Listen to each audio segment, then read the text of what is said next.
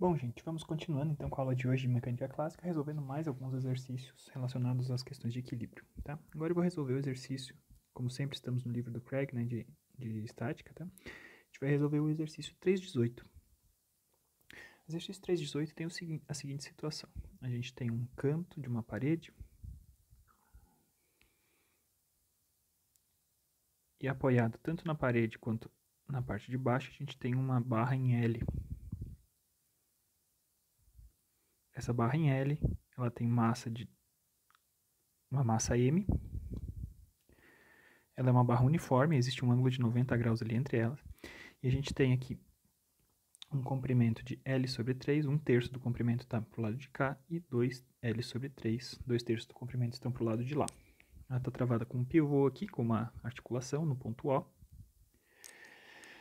E esse ângulo aqui em cima é de 30 graus. Certo?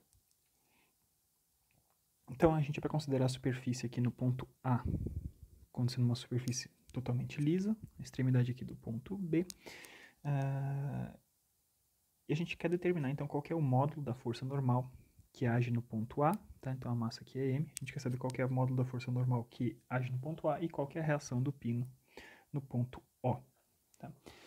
Então, basicamente, um problema claramente que envolve a estrutura em análise nesse problema é a barra delgada em L, né? Então, como sempre, a gente faz o diagrama de corpo livre, desenho apenas a estrutura de interesse. No lugar dos apoios, dos lugares onde essa estrutura está apoiada, a gente substitui pelas reações de apoio, né? Então, se a paredinha A é lisa, ela é apenas capaz de realizar forças normais ao contato. Então, temos um RAX aqui. E no ponto O, a gente tem, então, um pino que é capaz de realizar forças ROY e ROX.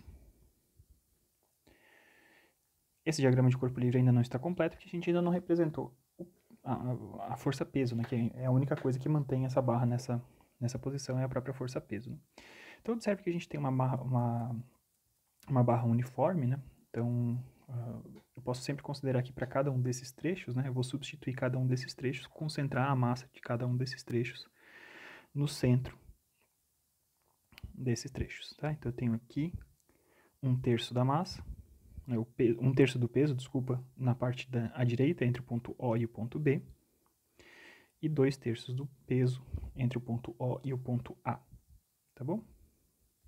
Então, temos 2W sobre 3, e aqui eu tenho W sobre 3. Pois bem, então a gente precisa resolver esse problema, né? As equações de equilíbrio que a gente vai formular são relacionadas a essa estrutura em análise. E como eu tinha sugerido antes, né, sempre que a gente tem várias incógnitas para resolver, tinha sugerido isso na aula de apresentação dessa segunda-feira, tinha sugerido que a primeira equação que a gente escreva seria uma somatória de momentos com relação a um ponto onde eu tenha muitas coisas desconhecidas. Tá? Então, a gente observa que as coisas desconhecidas estão marcadas em vermelho aqui, né? E então a gente quer resolver, para a gente descobrir uma coisa de cada vez, vai ser importante a gente tentar isolar esses efeitos. Né? Então, se eu fizer uma somatória de momentos com relação ao ponto O, eu estou fingindo então que a barra está fixa. Fingindo não, na verdade, nesse caso específico, a barra de fato está fixa no ponto O. E eu tô, como ela está parada no espaço, eu sei que todas as coisas que geram um momento com relação ao ponto O, elas somadas teriam que dar zero. Tá? Então a gente tem essa situação, e isso é interessante porque ROX e ROY, por estarem aplicadas diretamente no ponto O, não geram um momento com relação ao ponto O. Ou seja, essa equação vai resolver diretamente quanto que vale o valor de RAX. Tá? Então o que a gente tem que ver primeiro, né? A gente tem que pensar em achar esses braços de alavanca. Então, lembre-se que o braço de alavanca, sempre que a gente tem duas dimensões, a gente vai buscar deslocar as forças segundo as suas linhas de ação. Estou traçando as linhas de ação dessas forças aqui. E isso vai nos ajudar a encontrar quanto que valem esses braços de alavanca. Né? Então, a força RAX, a gente vai deslocar ela até o momento em que a distância entre ela e a linha de ação, entre o ponto O e a linha de ação dessa força fique perpendicular. Né? Então, a gente percebe que isso acontece nesse ponto aqui, né? Exatamente aqui a gente tem uma algo perpendicular, uma força perpendicular entre essas duas coisas. Em seguida, esse 2/3 do peso e 1/3 do peso, a gente vai deslocar até a mesma altura, né, desse camaradinho aqui embaixo, né, dessa linha horizontal que passa pelo ponto O. Então, eu tenho W sobre 3 e aqui eu tenho 2W sobre 3. Realizar esse deslocamento nos facilita porque nos ajuda a encontrar os braços de alavanca de uma forma mais fácil, tá? Então, vamos fazendo um por um, né? Cada uma dessas três forças que geram um momento com relação ao ponto O, a gente vai explicitar quanto é que valem, então, essas parcelas de momento aqui. Então, se só houvesse a força RAX aplicada a esse sistema como um todo, o sistema como um todo giraria no sentido horário, então a gente tem algo negativo. E a gente precisa, então, achar quanto é que vale a distância entre o ponto O e a linha de ação da força aplicada em A. Tudo isso vezes a reação de AX, que é o que a gente quer descobrir. Essa é a incógnita do nosso problema. Por outro lado, se a gente só tivesse os 2/3 da força que estão ali à esquerda, né, do ponto O, essa estrutura giraria no sentido anti-horário. Então, a gente tem mais. E eu preciso achar, então, a distância, o braço de alavanca entre o ponto O e esse peso maior aí, vamos chamar ele de 2/3, tá? Vezes a força que a gente sabe que vale 2/3 do peso. Se só houvesse agora aquele 1/3 do peso que está à direita do ponto O, né, entre o ponto O e o ponto B, o sistema inteiro giraria no sentido anti-horário, no sentido horário, desculpa, então negativo, e a gente vai ter então a distância entre o ponto O e o 1/3 do peso, vezes 1/3 do peso. Esses são os únicos termos que geram momento, então eles somados dão zero. Agora a gente aplica um pouco de trigonometria para achar quanto é que valem esses braços de alavanca, né? Então esse braço de alavanca, que é a distância entre o ponto O e a linha de ação da força em A, claramente é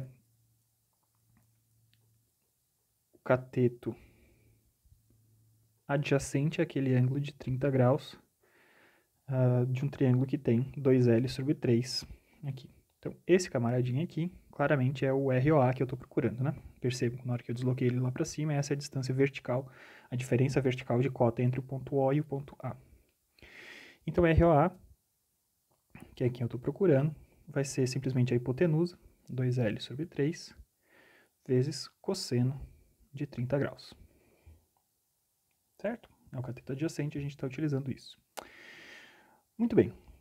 Em seguida, eu quero descobrir quanto é que vale o braço de alavanca correspondente a esses 2/3 do peso. Vocês vão perceber que é um triângulo semelhante, né? Aquele primeiro triângulo estava ali em cima, e esse segundo triângulo é esse triângulozinho menor aqui que eu estou desenhando na parte de baixo. Mas são triângulos semelhantes. Então, para esse triângulozinho menor, que passa ali pelo centro da barra, a gente tem, então, a seguinte situação. Eu sigo tendo os 30 graus, e como esse triângulo é semelhante ao outro, e a gente está exatamente na metade da hipotenusa, na verdade, todos os catetos e tudo desse triângulo está sendo dividido por 2, na verdade. Né? Então, aqui, entre o ponto onde essa força de 2/3 do peso está aplicado e o ponto O, eu tenho, na verdade, 1/3 do comprimento da barra. Se o comprimento completo era 2/3, o comprimento de metade dele é 1/3 da barra. E com isso a gente descobre, então, pela mesma lógica, né, que a gente precisa descobrir agora quanto é que vale o RO 2/3. A gente percebe que ele agora está na parte de baixo, né, porque ele está aqui, medido entre o ponto O e o deslocamento daquela força segundo a sua linha de ação. Tá? Então a gente sabe que o RO 2/3, ele vai ser igual então à hipotenusa, L sobre 3 desse novo triângulo. Agora ele é o cateto oposto, né, que a gente está na parte horizontal ali. Então, RO 2/3, L sobre 3 vezes seno de 30. E finalmente, agora a gente precisa descobrir quanto é que vale o braço de alavanca desse outro triângulo, referente a 1/3 do peso à direita do ponto O. Tá? E para esse outro triângulo, como a gente tem um ângulo de 90 graus aqui, aquele ângulo que era de 30 lá em cima, ele passa para o lado de cá. A gente tem 30 graus aqui nessa parte. Tá? Então, pegando esse outro triângulo agora, né, a gente vai ter a seguinte condição. A gente tem 30 graus aqui, entre a horizontal e essa parte de cima, E eu tenho mais uma vez, como é uma barra uniforme, eu estou concentrando essa força, esse 1/3 desse peso, na metade desse comprimento da seção entre O e B. Então, na verdade, o que eu tenho aqui é metade de 1/3, então é L sobre 6, né? Certo? E o que a gente está querendo descobrir é a parte de baixo, a parte da horizontal aqui também. Então, eu tenho RO 1/3, tá desse jeito. E a gente descobre, então, que RO 1/3 vai ser, nesse caso, é o cateto adjacente a esse ângulo de 30 graus. Então, a gente tem a hipotenusa, L sobre 6, vezes cosseno dos 30 graus. Tá bom? Então, agora a gente tem toda a geometria feita desse problema. A gente retoma, então, a somatória de momentos com relação ao ponto O igual a zero. Então, a gente tem ali, no lugar de menos ROA vezes RAX, mais RO 2/3 vezes 2/3 do peso, menos RO 1/3 vezes 1/3 do peso, tudo isso somado dá zero. Vamos substituir todo mundo que a gente conhece, né? Então, ROA vale 2L sobre 3 vezes cosseno de 30. RO 2/3 vale L sobre 3 vezes seno de 30. Tudo isso multiplicando 2/3 do peso. E R 1/3, RO 1/3 vale L sobre 6 vezes cosseno de 30, multiplicando 1/3 do peso. Faltou o RAX aqui, né? Então, esse cara aqui vezes o RAX, logicamente, né? Tá? Então, o que a gente pode fazer agora, né? A gente pode jogar todo mundo que não esteja multiplicando RAX para o outro lado. Vamos separar o RAX das coisas que são conhecidas. Tá? Então, a gente tem 2L sobre 3 vezes cosseno de 30 vezes RAX, né? Ele estava negativo, eu mandei para o outro lado. Isso aqui vai ser igual, então, a L sobre 3 vezes seno de 30 vezes 2/3 do peso. E menos o L sobre 6, basicamente a gente pode escrever o seguinte, L sobre 3 vezes 1/2, vocês já vão ver por que eu estou fazendo isso, cosseno de 30 vezes W sobre 3. Agora a gente tem L sobre 3 em todos os termos, né? A gente pode simplesmente cortar todo mundo aqui, né? Posso botar em evidência L sobre 3 na parte direita da equação e cortar com o outro lado. E me sobra então uma expressão para RAX, que é o seguinte, a gente vai ter, esse 2 vai passar dividindo aqui, né? Então esse 2 vai cortar com esse 2 aqui, e esse cara aqui vai virar 1/4, tá?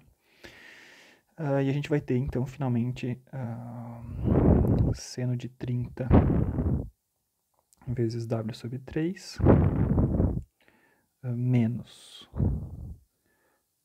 1/4 de cosseno de 30 vezes W sobre 3. Tudo isso dividido por cosseno de 30. E a gente chega, então, numa expressão para RAX. Vamos separar esses caras. Então, seno dividido por cosseno, eu tenho tangente de 30 vezes W sobre 3, menos 1/4 de W sobre 3. Podemos botar o W sobre 3 em evidência aqui, vezes tangente de 30, menos 1/4. Então, temos uma expressão aqui para RAX.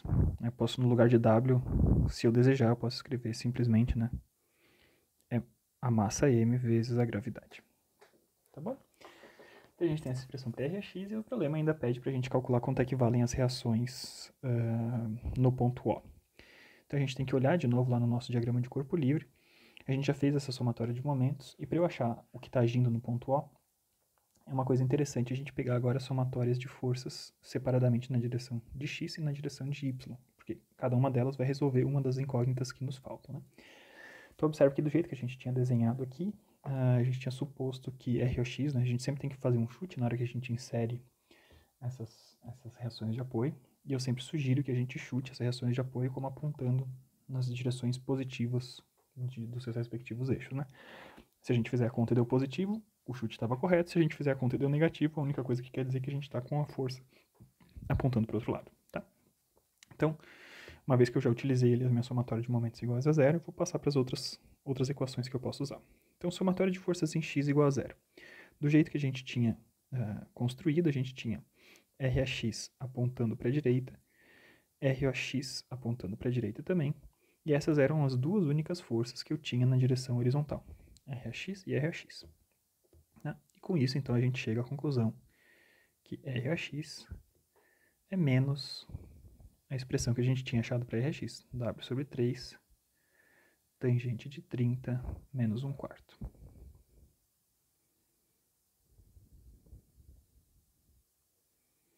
Em seguida, fazemos somatória de forças em Y igual a zero.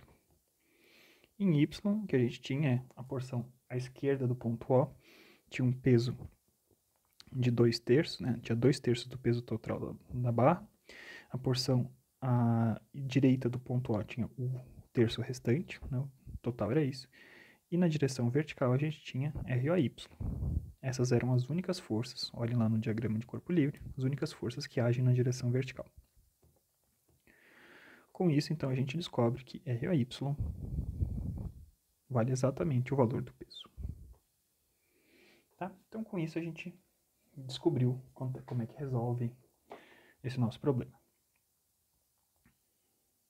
São meramente aplicações de equações de equilíbrio, tá? E aplicação de equações de equilíbrio com critérios bem definidos e com cuidado para a gente achar os braços de alavanca correspondentes. Em seguida, a gente tem um caso interessante, tá? No problema 3.19. É a mesma configuração básica desse nosso problema. A gente acabou de resolver no 3.18. A gente tem essa mesma barrinha em L, que está apoiada contra a parede. Articulada por um pino no ponto O. A diferença é que agora o ponto B está fixo a um cabo. E esse cabo passa através de uma polia. Essa polia está fixa aqui nessa posição. E ela sustenta uma massa M. Então o problema é exatamente o mesmo, né? Temos L sobre 3, 2L sobre 3, 30 graus, ponto A, ponto O e ponto B. E a pergunta é, quanto deve valer M1, qual é o mínimo valor de M1, que provoque que RAx seja zero. Na verdade, ele pergunta qual que tem que ser a mínima massa necessária para causar perda de contato em A, e perder o contato em A quer dizer que a gente não tem mais forças de contato no ponto A. Então a gente quer saber qual que é a força, a massa M1 necessária para que a gente provoque a perda de contato em A, e isso quer dizer RAx igual a zero. Então a montagem do problema é super similar, tá? O que a gente tem agora, somatória de momentos com relação ao ponto O, ela vai encontrar o seguinte, ela vai estar associada a esse diagrama de corpo livre. Não tenho mais força em R no ponto A. Aqui eu tenho uma determinada tração. Vou ter as duas forças peso. 2/3 do lado de cá. 1/3 do lado de cá. E na condição que a gente perde o contato no ponto A, né? Então esse aqui era o apoio que eu tinha. Eu vou substituir o apoio pelas forças que podem aparecer no apoio, ROY e ROX. E para essa condição, então, quando RAx igual a zero, essa estrutura estará em equilíbrio. Nessa condição, o M1 vai ser mínimo, tá? Então vocês logo percebem que a montagem do problema é exatamente a mesma. Se a gente faz a somatória de momentos com relação ao ponto O, ROX e ROY não aparece. E a gente passa a ter mais uma vez mais o RO 2/3 que a gente calculou antes, vezes 2/3 do peso, menos o RO 1/3 vezes 1/3 do peso. E agora aparece também menos o dobro de RO 1/3, né? A gente RO 1/3 está exatamente na metade entre o ponto O e o ponto B. E essa força está aplicada diretamente no ponto B. Então, RO 1/3 era metade do comprimento total do mesmo braço de alavanca. E agora a gente tem um comprimento total, né? Menos 2 RO 1/3 vezes a força T. Tudo isso somado dá zero, que esses são os termos que geram momento com relação ao ponto O. Com isso, a gente acha uma expressão para a força T. Então, vamos só relembrar quem que eram esses camaradas aí, né? Então, vamos isolar a força θ para o outro lado. A gente vai passar dividindo esse RO 1/3 e esse 2. Então, a gente vai ter RO 2/3 dividido por RO 1/3 vezes W sobre 3, menos meio de W sobre 3. Tá? Passei o que está multiplicando o T para o lado de lá. Passei o 2RO 1/3 dividindo. Então ficou RO 2/3 dividido por RO 1/3. O 2 que eu passei dividindo cortou com o 2 dos 2/3 do peso. E em seguida, passei o 2RO 1/3 dividindo por esse outro termo aqui, para o termo que envolve 1/3 do peso. Então o RO 1/3 cortou com o RO 1/3, ficou 1/2 vezes esse cara. Tá? Então a gente tem essa expressão. Podemos botar o W sobre 3 em evidência. E a gente chega à conclusão, então, que RO 2/3, quanto é que valia esse camarada? RO 2/3 varia L3 sobre seno de 30, e o RO 1/3 varia L sobre 6 dividido por cosseno de 30. Então, RO 2/3 dividido por RO 1/3 vai dar tangente de 30 vezes 2. 2 vezes tangente de 30 menos meio. Então, essa é a força de tração naquele cabo que provoca a perda de contato no ponto A. Essa força de tração está associada a qual peso, qual massa M1. Para isso, a gente faz um segundo diagrama de corpo livre, dessa vez encarando apenas aquela poliazinha. Então, a poliazinha ela vai estar sustentada pela força T aqui, que a gente já sabe que vai ter que ser igual à força T do outro lado. Se a gente simplesmente podia assumir que elas pudessem ser diferentes e fazer a somatória de momentos com relação ao centro da polia, a gente perceberia que elas seriam iguais, tá? E nesse centro da polia, a gente está aplicando, então, M1 vezes G. Ao fazer um somatório de forças em Y igual a zero, a gente descobre que M1 vezes G vai ser igual a 2T. E agora, então, a gente sabe que M1 vai ser simplesmente 2T dividido por G. E a gente pode multiplicar por essa expressão, né? Então, o 2 foi ele para dentro. Então, a gente tem 1 dividido por G, tá? Não é 9, é G aqui. É meio difícil a minha letra é igualzinha para as duas coisas, tá? Vezes 4 tangente de 30 menos 1. Com isso, a gente achou uma expressão para a mínima massa necessária para que haja perda de contato entre a parede e o ponto O. Então, vocês veem, é um desenvolvimento sobre o problema anterior que nos permite pensar o que reflete, né, o que é o impacto, ou qual é a representação matemática da perda de contato entre esses dois caras. Então, a chave para a resolução do problema é simplesmente a primeira coisa que eu escrevi sobre ele. Perder contato no ponto A é a gente deixar de ter uma força normal entre a parede e essa barra em L. Tá? Muito bem, acho que a gente tem tempo para fazer mais um exercício rapidinho antes que eu tenha que sair, e daí eu volto mais tarde de novo com um pouquinho mais de forças, um pouquinho mais de problemas, tá? Resolvidos. Vamos ver então.